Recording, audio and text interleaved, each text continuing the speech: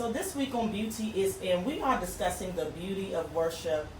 To me, this is such a sensitive topic. Oh my goodness. Oh my God, the subject of worship, I believe, has to be guided by the Spirit, which I totally understand why you like, hold on, you gave me questions. Understood, it has to be organic. Exactly. But there's such a science and a formula to everything that you do. Mm-hmm. Whether you're a makeup artist like me, whether you are a singer, a worship leader like you, it's such an art and a science behind everything Absolutely. that you do. And people don't realize that when you called, you called. Listen. You have the equipment naturally. You literally have the unction when you are called. So the science behind it can actually just be what it is, science. But the more I begin to grow in the Lord and grow in God, I realized that navigating through those encounters with Him is something that you really can't deflect from. It holds you accountable. Worship holds you accountable. You literally are surrendering your soul, surrendering yourself to God. Each time. Each and every time. And it shows up so different and so mightily, just depending on what you may be going through at the time or what you may have just came out of. I mean, I'm enamored by people who are in your space that can guide people to that type of glory. I feel like your calling can literally be the taste of somebody going to Christ or running from Him. Yes, exactly. Today we have Jamel Aventia, who is an accomplished progressive worship leader, songwriter, producer, and forthcoming author. Catch it.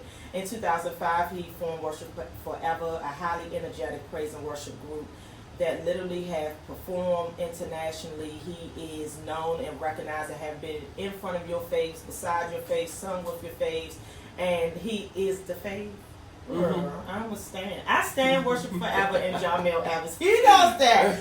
So you have seen him in your living rooms, on BET. You have literally seen him on iTunes, charting. BillBoard. So I'm excited, I'm grateful, and I'm so thankful that you are here with us, Jamel Aventia. Thank you. Listen, I'm excited to be here. I literally got up today with a new level of just like joy, just having the experience to come in here, meet with you, and just also have a chance and a platform to express my heart in a different kind of way.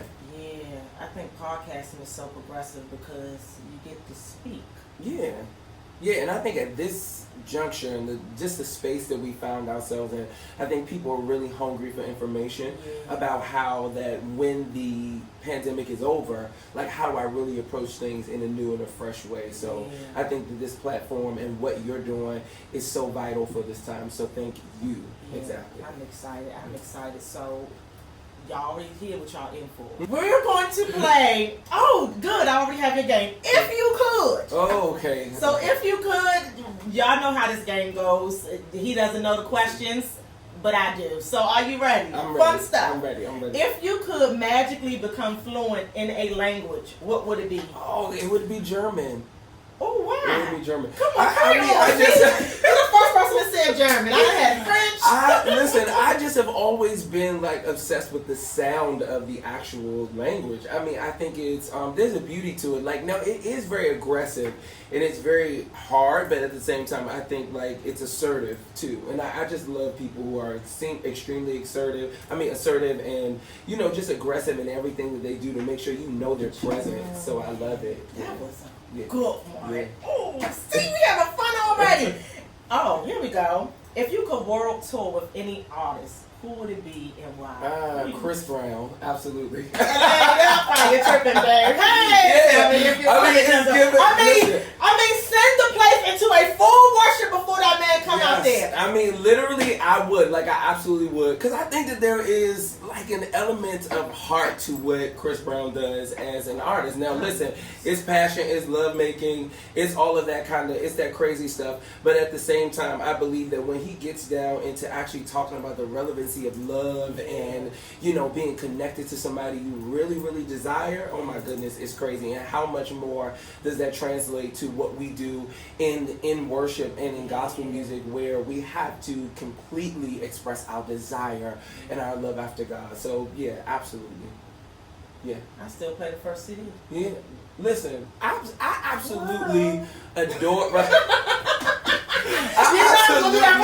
Listen, adore Chris Brown, what he's doing, like, even at this time. And of course, you know, people have ups and downs and stuff like that. But I mean, but we're in a yeah, human. it's 2021 Saints and Sinners tour. Jarmel Evans and Worship Forever and Chris Brown.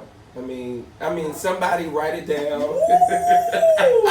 Let's bring the Saints and the Sinners together and let's do it. Let's do it big. The Saints is at the Chris Brown concert already. And they're not in the back, okay? They have their thing. I got that front row like that. They have their VIP thing. Yes. They have their meet and greet. They're ready. Yeah, you wonder how meet and greet's gonna go in the future. That sucks, right? Listen, don't touch me. Okay, we still playing. If you could. Oh, I wrote that question twice. I must have really wanted to know that. So you said, Jeremy, if you could delete all but 3 apps on your phone, what would they be? Oh my goodness, all but 3 apps. All but 3 okay, apps. I gotta keep my Messenger. Gotta keep my Instagram. You're so mature because nobody said Messenger. Oh, but yeah, I gotta keep my Messenger. I gotta keep my Instagram. That's so personal. And I guess my phone app, like to actually be able to communicate with you. Yeah, that's important to me. See, that was the most mature 3 apps that I ever heard. Like, important to that's me. all you need your phone for. Yeah, because I mean, I'm really still kind of like having an issue with the fact that some people won't call you. I'm like, okay, man. Now, text message is cool. You know, I'm glad you like the picture on Instagram and all that kind of stuff. But sometimes you like, I don't want us to get away from like being able to tangibly touch and feel like people at the same time. And I think that takes away when everything is just a responsive text message. Yeah, I get a little aggy when people over 30 tell me that they only want to be communicated with text. I don't want to communicate with you. Exactly. And I don't want to communicate with you in shorthand either. Actually write out what you're saying. Because I'm not keeping up with acronyms and all emojis. I'm not distasteful. Yeah, because it's just so many of them. So like, what's happening? And if we got to bust down to write a paragraph, I don't want to see yours. Right. Because there's no commas, there's no periods. It's giving none of that. There's going to be 2 sentences, not 5 to 7. We're in the school. Listen. I love it. Okay, one more. Okay. If you could teach a class on one thing, what would it be? It would be worship. Boom. Yeah. I mean, I don't look think forward to all things worship. Yeah. I mean, that is for me. It is literally all things worship. You know, because I think that I can kind of like facilitate that class with making sure that I incorporate all the other elements and what brings that together. Yeah. So you're going to touch all of that other stuff as well, because it's important to make sure that you look appropriate when you're presenting the gospel. I mean, so many things, but we'll probably get into that. So I don't want to dive too far. Let's start there. Let's start at the levels. Because there are levels. Let's start at the beginning. Mm-hmm. What do you think are some of the key components to leading worship? I think first of all, you've got to check your heart in real life. One of the things that I was so excited about being able to open up in conversation and tell people, please go listen to this podcast and follow it, not just because I'm there, but because of the topic that you're opening up. Yeah. Because so many people are kind of like unaware that even the concept of how you're tackling beauty, which has something to absolutely do with every aspect and every component of a person's life. You know, you want to be beautiful in every area, you know, not just aesthetically, but you want your heart beautiful. That's right. You want your deeds beautiful. You want all of those things to be beautiful. Yeah. But I think that one of the key components to making sure that you can do what you need to do as a worship leader is checking your heart. A lot of singers have transitioned over to being what we call like those placement worship leaders even inside of their ministries. Right. To be a worship leader and to be a gospel artist are 2 different things. Very true. Know, and that calling is absolutely different. You know, singing the gospel of the life, the death, the burial, the resurrection of Jesus Christ is what you're promoting, and it is for and unto the power of salvation for people. But when you're leading worship, it is literally drawing people out of their old man into their new man and understanding that their life, that their song, that everything that they give to the Lord is sacrifice. Yeah. So now at that point, it becomes complete and total surrender on every level. Yeah, and it starts right there at the heart. I love the fact that you said check your heart, because that resonates in so many areas. Mm-hmm. And so that's why I actually was the person that said I'm going to call my podcast Simple Beauty. Yeah. Because it's so simplistic. Mm-hmm. Mm-hmm. It's so simplistic. Mm-hmm. Once you guide yourself and you say, you know what? Everything's not worth all of the hubbub. It's so simple. It's so simple to just be selfless. Yeah. It's simple to be guided by the Holy Spirit and say, I am what I am, accept me for what I am.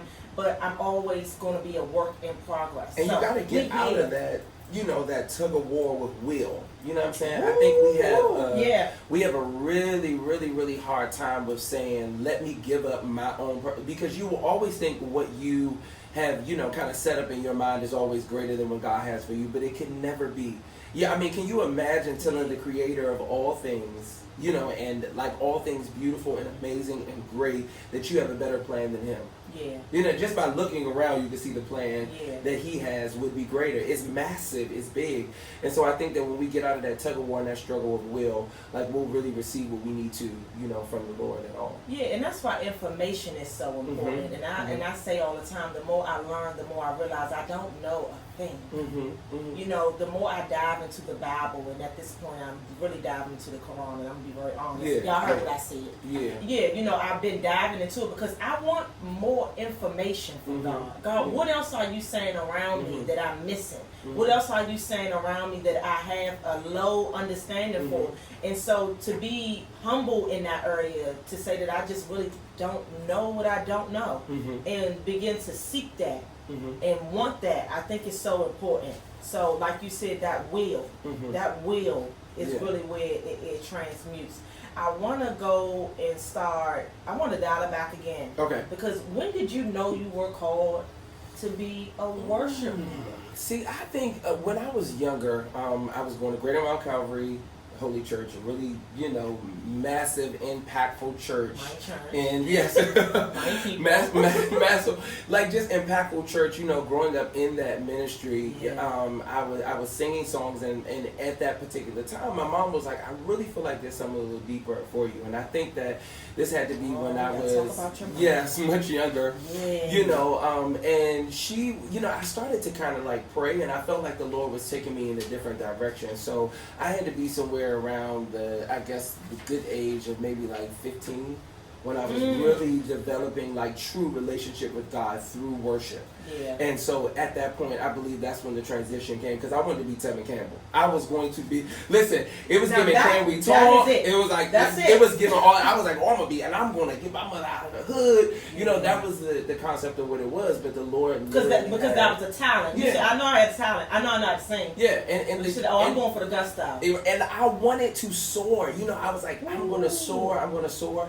And I realized that literally going, abasing myself and, pulling back to see what the will and the purpose of God for my life was going to be greater than anything. So there was BET Teen Summit, there was, travel all over, so it was I was still integrated down in the world of the arts and traveling and doing things from a very young age, but I could always tell that there was something different and significant about where God wanted to take me.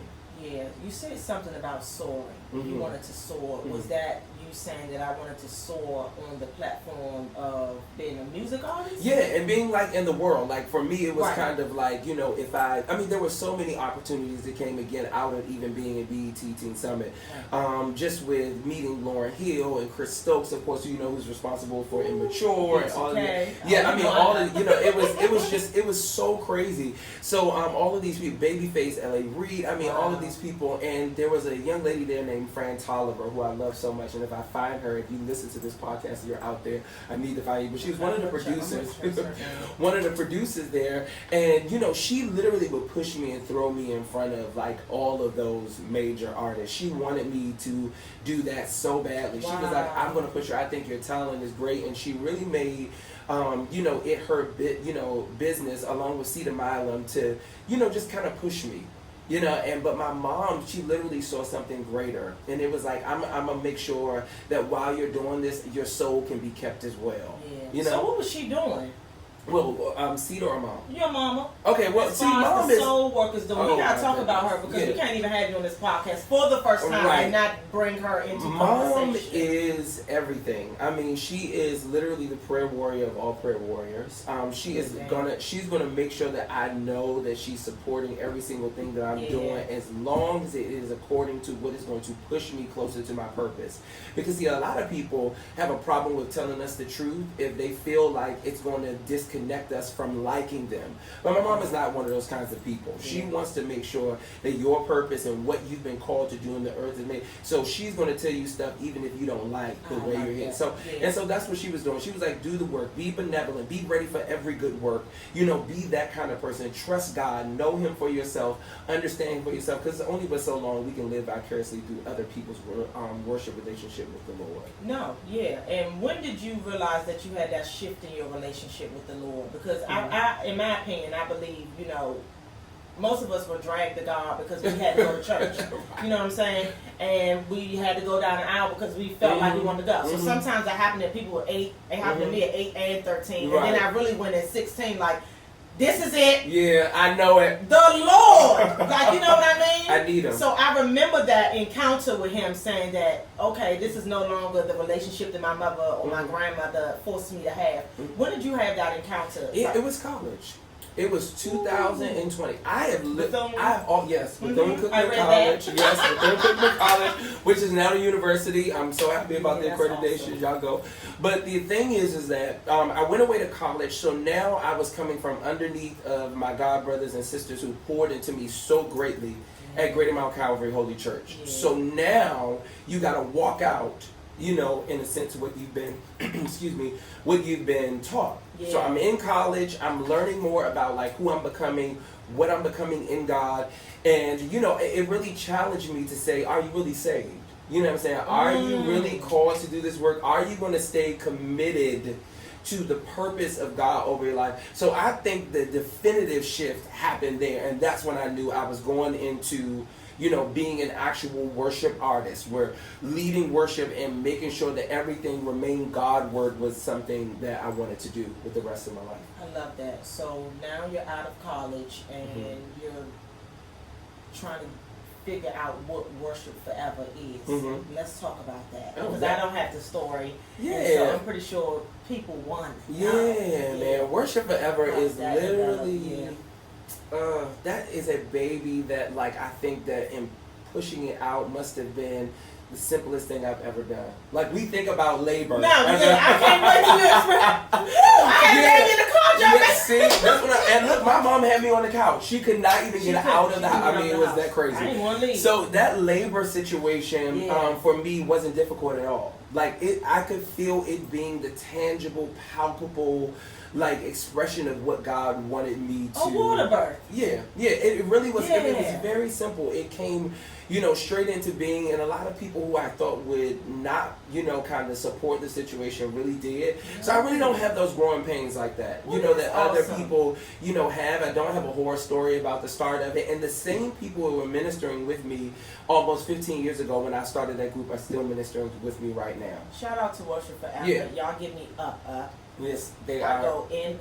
Incredible. Whenever I hear you guys, I mean, shout out to you guys. If I could fit all y'all in here, we're gonna figure that out. And I want to just say this because it was like so cool. That started at Howard University. Howard University Howard is the GOAT. Yes. Howard University Gospel Choir. I was a part of it. I love it. They are so incredible in my heart. They had asked me to lead worship, for a service that they were having for Thanksgiving. And I went to go lead the service for Thanksgiving, which turned into the next engagement of Worship Forever at the University of College Park, Maryland University of College Park, opening for Ty Tribbett. This is when Ty Tribbett was like, I mean, he's still hot, but like Ty Tribbett was just coming, everybody's finding, I mean, it's literally over 2,000 people there, our second engagement. I mean, it was crazy. So God really, you know, increased us, you know, very quickly, and we started from there. We went on to start, I started pulling them over to help me lead worship for Prophetess Juanita Bynum. And so that, like, a Global Destiny. So all of it, it's been crazy. It's been a crazy journey straight out the gate. God blessed us. I love it. So what do you see next happening with how you want to take Worship Forever up? Oh yeah, I think we're working on this second album. Is one of the greatest experiences that I'm going into with them, because the previous one I kind of wrote the project by myself. I put it together with a couple of producers, but this time is a collaboration with the group, of which they've grown so much as writers. Yeah, 15 years. Yeah, they've awesome. grown so much as writers, as singers. They've grown so much as producers, like vocal producers. Like it's going to be a really, really incredible collaboration. So I'm so excited about that. It's going to be awesome. I can't wait for it. Let me tell you something about me.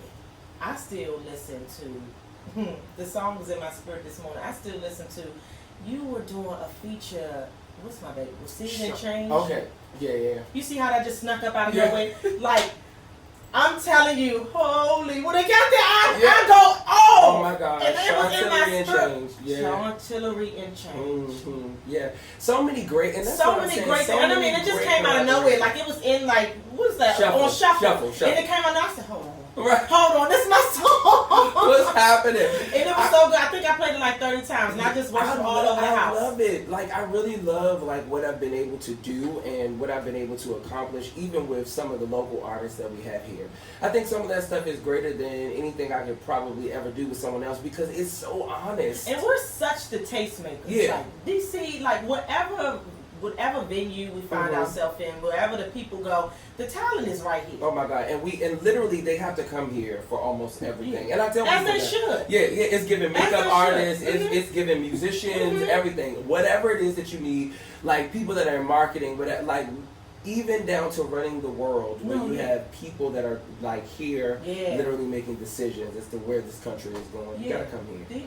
DC, we are the tastemakers, and it is what it is. Yeah. And I actually adore it because I'm like, I know so many talented people, and that's why it was important for me to, when I started to reach out for podcast guests, I said, why jump into people's DMs and do all of that crazy stuff that people do for notoriety when I'm literally sitting around an ecosystem that I can transmute amazing content with here. So I just started looking at, but like random people. So, hold on, you're a big deal. Let's be clear. Stop it. No, seriously. No, you're a big deal, because, I mean, you have God's voice within you. You know what I'm saying? And you're worship. Worship. But when I'm talking about like businesswomen, I'm like, hold on, I know these people. Yeah. I had dinner with these people. It's giving a phone I'm call gonna find these people, and it was so good. And so we're the tastemakers. And that's on that. And so as God expands this platform, I'm excited that I started with the ecosystem around me.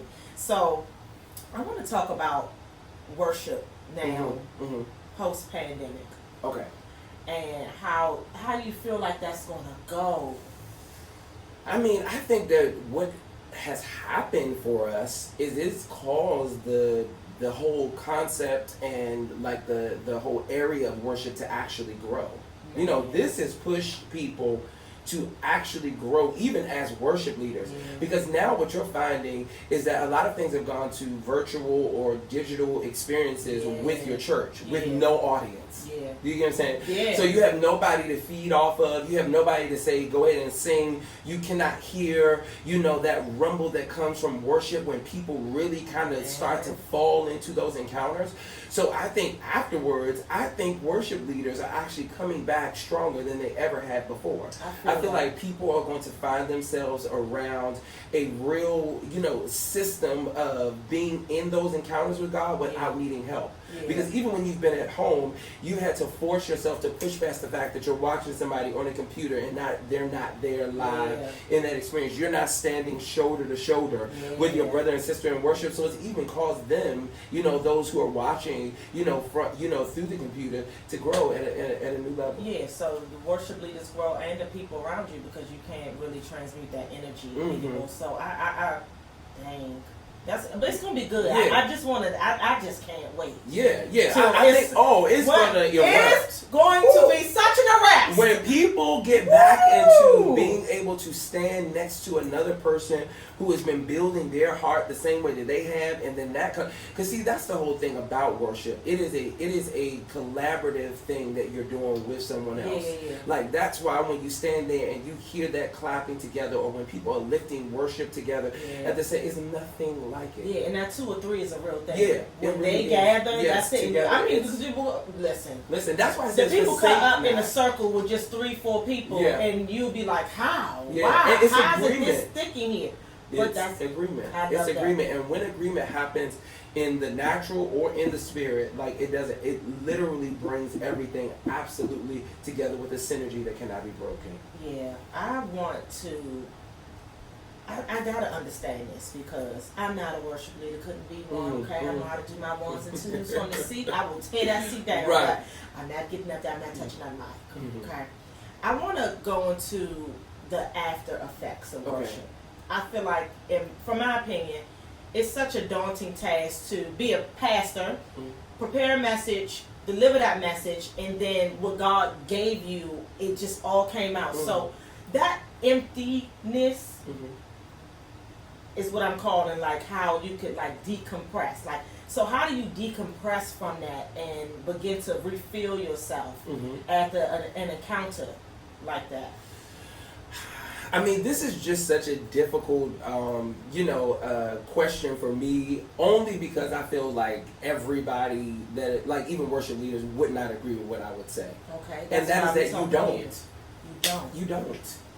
My mind. Now, Yeah, what is see? that? That was a good one. See, I wasn't The thing expecting that. is that people have to understand that you are literally a spiritual being having a natural experience. Right. And so what we try to do is it in reverse. We try to say, in the natural, now I need to go into the spirit, but you're not.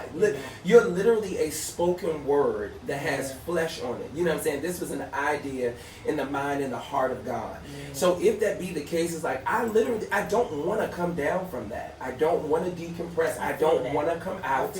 Because what I got when I was in there was what I needed to cover me, was what I needed to sustain me. It was what I needed to keep my heart, to keep my mind, to keep my spirit, to keep my soul. So even when I'm a worship leader and I'm a pastor and it feels like, oh, I'm at church and all that kind of stuff, you literally still have to be who you are at the beach. You have to be who you are at the club if your friend is having a birthday party. I'm talking about being honest about the time that we're in and where we are. There's no decompression. It is literally it is my desire to be in the presence of God as much as I can. And stay there. And stay there. Okay, so no decompressing, which I think is healthy too. Yeah. Because I find myself, I don't find myself empty after I've poured out a lot. Yeah. And that lets me know that what I did was not of me. Okay. I remember running the streets and having a good time.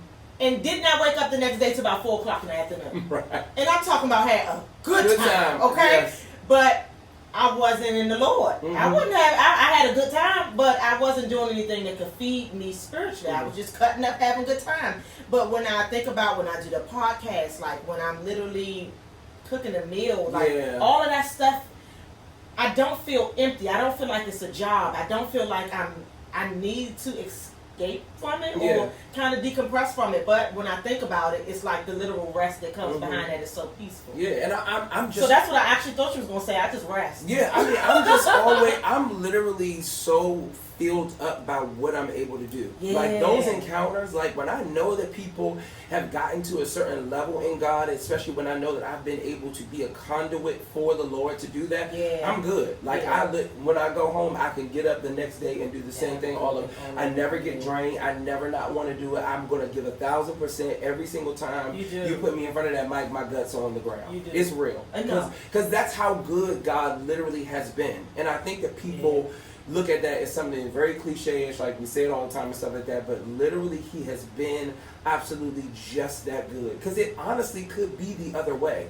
Yeah. You know? And because we could have chosen differently. And to me, that scares me the most. Like, every time I think about, like, my path in life and how I decided to say, you know what, I'm just going to be unapologetic myself through God, and however it's received, however the people see it, I don't care. I don't care. Because I'm not trying to be anything else. I'm not trying to do nothing else. I'm not trying to act like I'm this Susie Rose that's so perfect. No, this is me. This is me right here. And I'm in it. Embrace me. But or don't. Yeah. Okay? Stay right on over there. And I'm fine with that, because what I do know is that when I call, he answers. When I speak, I feel him.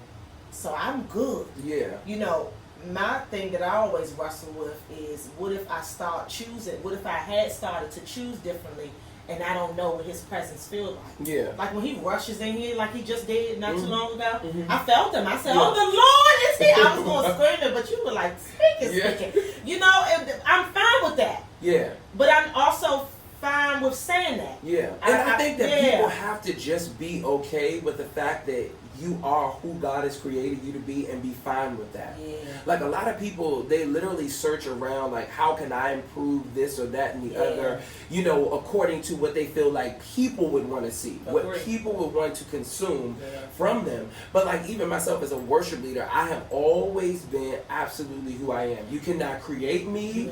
You can't create me to be anybody else. I'm going to go out there and be exactly who. Before I knew you, I knew you because, you know, I'm a fan. I was a fan. And then also, you at every church that I'm at, like we're in D.C. Right. What I noticed about you a long time ago, and I think this is when I first met my husband, he asked me, did I know you? He didn't tell me y'all had a relationship. Like, you know, that's my son. He didn't say none of that stuff. He knew that you were at worship at the church that I was at. And then he was like, what do you think about him? I said, what I know about him is that he's there to worship. Yeah. So if he's there to do that, I'm there too. Yeah. And he was like, what do you mean by that? I was like, there's not a praise that goes up. He's there with the intent to worship. And that's when I was writing and talking, I said, hold on, we gotta have him on here. Just so we can the intention of worship. That's what it is. It is the most intentional thing about me. If I can, you know, because I understand what it is in its like totality, and I think that people, I think that people kind of misunderstand like how much worship has something to do with you. Because we think, okay, we're coming here, there's going to be a fast song, there's going to be 2 slow songs, and then it's going to go to whoever's coming up before the preacher to tell him, you know, but they're not understanding that the worship that you give to the Lord literally is your heart in surrender. Yeah. It is not the song. The song brings it back to your memory, who he is, so it can center you. You know what I'm saying? But the drawing of God is you coming to him. It is not the lyrics and the message inside the song. It is the drawing of God is that he sees that there is sacrifice being given to him, which is you. Like, and it's like a couple of years ago, I preached a sermon or whatever talking about we got to be altar ready. It is literally about us being sacrificed. Like, and that's why we watch our lifestyles. That's why we watch how much we do. We do everything in moderation. Mandatory. You get what I'm saying? Like, because people would, you know, go in, and I have a lot of thoughts about, you know, different things according to what I go according to what the word says. It says, be not drunk with wine. Do you get what I'm saying? I'm telling you, we got to talk about it. You know, let's talk about it. We got to talk about it because people have literally boxed the church in, and worshipers in, and parishioners in, and to a point that they're walking around in these measures of guilt that doesn't even allow them to worship. Yeah, which is scary to me because I think it's a mindset. I always go back to that mindset because, and I go back to what I told you. I was drug church by my mother and my grandmother. I had to be there. That's what it was. You know, it wasn't until I think once I got like 29, I started questioning everything. I said, I don't understand. I don't understand why I wasn't this intentional 10 years earlier, but I wasn't seeking God to be there. I was just trying to do whatever I was doing. But what I wanted to go back to was that the very mere fact that we don't know the word for ourselves. And the only manifestation of the word that we get is when we hear the preacher say, if that's how God gave it to him, that's how God gave it to him.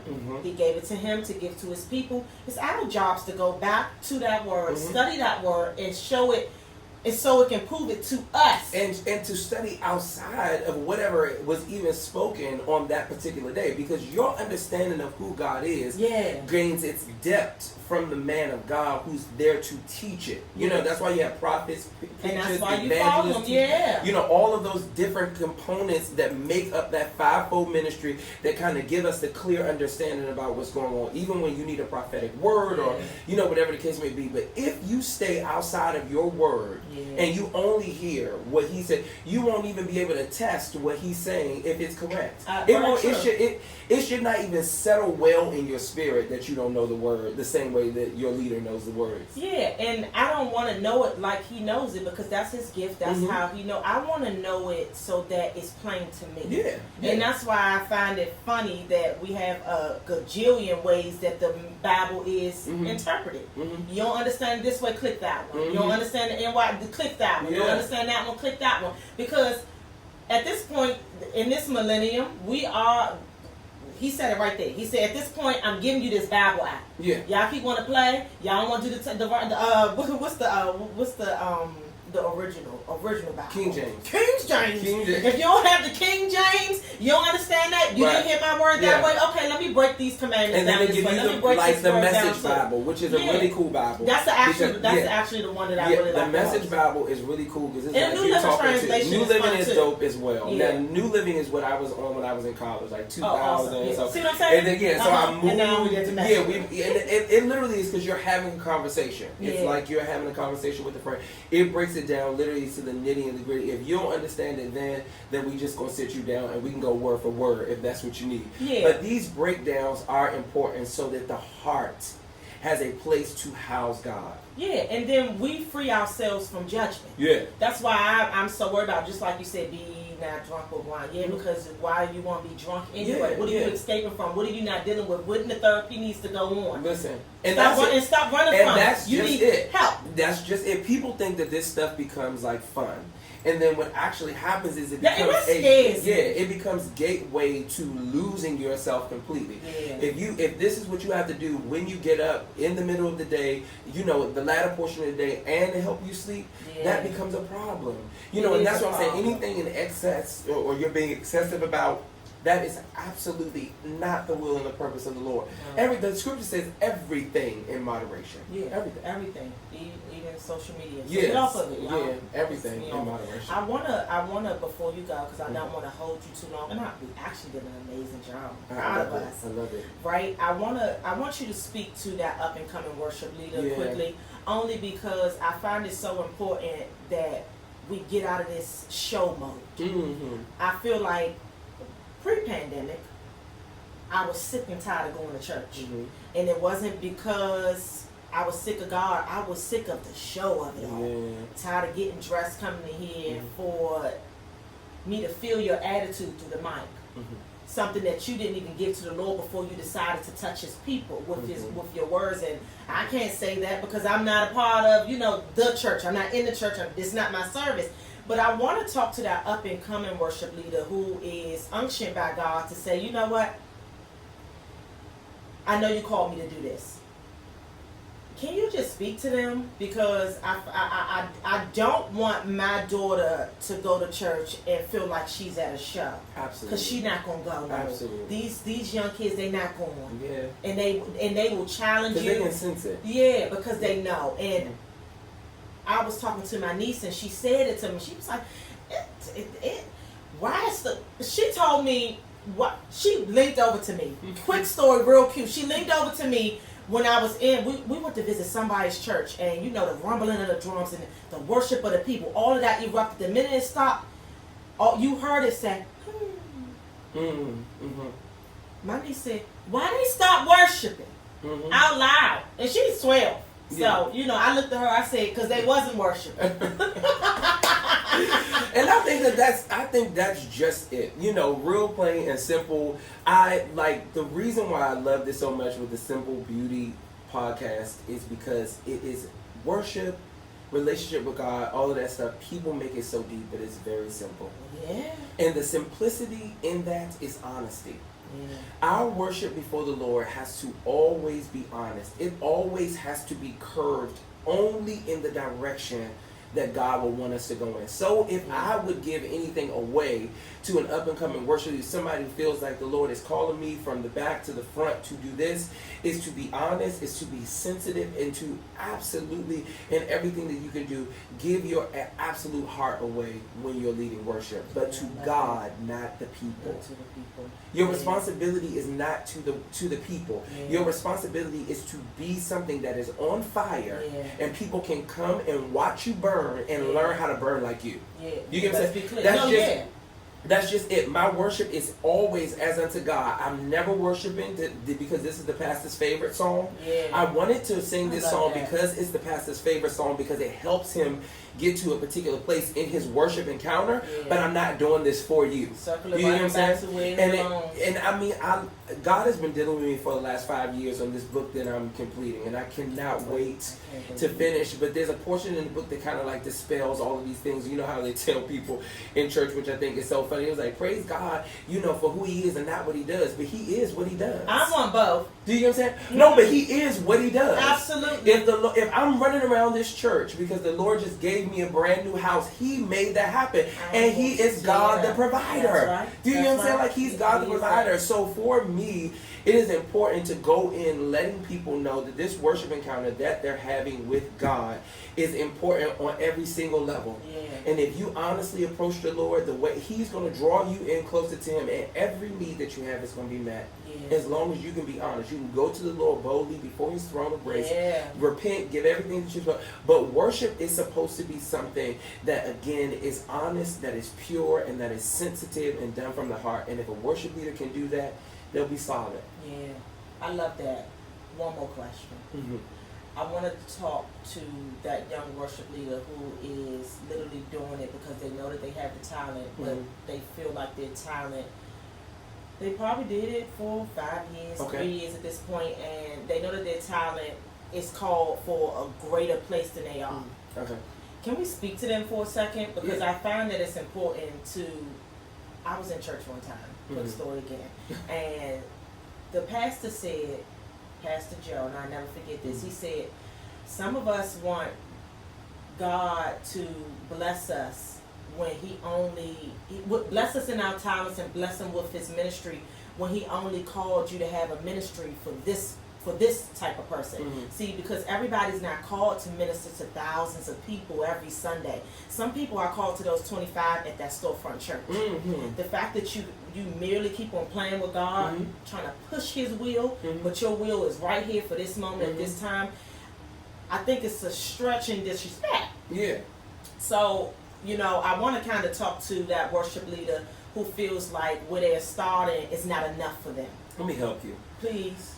The key component to being able to be I love elevated, all these key components, I'm talking like the key component to that, sis, is humility. Do you hear me? I feel like the only way that I've been able to do all of the great things that I've been able to do is it's humility. A lot of people say, oh, you going to the nations, and I used to say, don't say that to me. Because if I go to the nations and leave my local community, like the local church that I'm in disarray, how did God really use me? You know what I'm saying? Like, if I can't be used where I'm standing, and then you pick me up and you take me somewhere else, and it just seems that's because they don't know anything. They could be going. You could be taking them to a new. All of that is fine. But if I can't be, you know, in a sense, like if I can't be effective where I'm standing, you know, like just be humble. Allow God to use it. I just came back from South Africa. Yes, one of the most incredible trips I could ever. You can worship in front of thousands of people. Literally, too, you cannot see the back of the room. And then I come back to lead worship. And my church, that could be on a good Sunday, a strong 50 people. Oh, awesome. Do you get what I'm saying? Yeah, I understand. A strong 50 people. And I lead it like I'm in front of 10,000 people. That's right. And I lead it like that because, again, my worship is as unto the Lord. And it was so crazy that you would even say this and bring this up just to, you know, plug Mom again. She called me yesterday and she said, son, I was just sitting here and I was watching. And, you know, I was just thinking about all these, you know, people and songwriters and worship leaders and all this kind of stuff. These people get all these awards and stuff like that. And the Lord literally nudged me and told me that's not why I called Jarmel. Woo! Do you know what I'm saying? It's like she said, I literally called him to me because I enjoy his worship. Do you get what I'm saying? And that's what you want. You want God to be craving. Like, if you're not in prayer that week, August, you want him to be like, I miss August. Yeah, why? You know what I'm saying? Like, you literally want to be able to be so synced with your loved ones, with your husbands, with your wives, that you know when they haven't been in. Like, let's say you haven't been praying together. You know what I'm saying? You want to be like, you know, I normally can feel you in prayer. You know what I'm saying? That is the synergy. in the heart of what you want going on. So that worship leader needs to be content with where God has them, and that humility, and the Lord will do not listen. If you abase yourself, the Lord will take you up. I believe it. I believe it too. Ladies and gentlemen, I am so grateful that Jamel Evans have came to this podcast, and we had a good time. Okay, follow him at Jamel Evans on Instagram. Yeah. He has a surrender conference, however that's going to go. Okay, how Yeah. we doing? We doing that virtually? Yeah, listen, it's got to be virtual. Okay, you guys. awesome. Yeah, so it's going to be virtual it's conference. be You guys check his Instagram out to keep. I am my worship. I am my worship. That's I am who you my are. worship. Yeah, but his name is Jamel Evans. So Evans, that's and what's worship gonna pop up forever. and worship Absolutely. forever. You guys make sure that you follow him there. Keep up with him there. He's awesome. He's always promoting things. Actually, drop his flyer in your DM. He might put it up there. Okay, and the people got it. Yes. Okay. Suddenly, it's his latest BillBoard charted single, and it's available on all digital platforms. We are so grateful that the Art of Surrender is his forthcoming book. I cannot wait till he comes back to talk about it. Yeah. Jamel, thank you Thank so you. much, Love you so brother. much, sis. I love you so much. Love you. That was amazing. So look at that.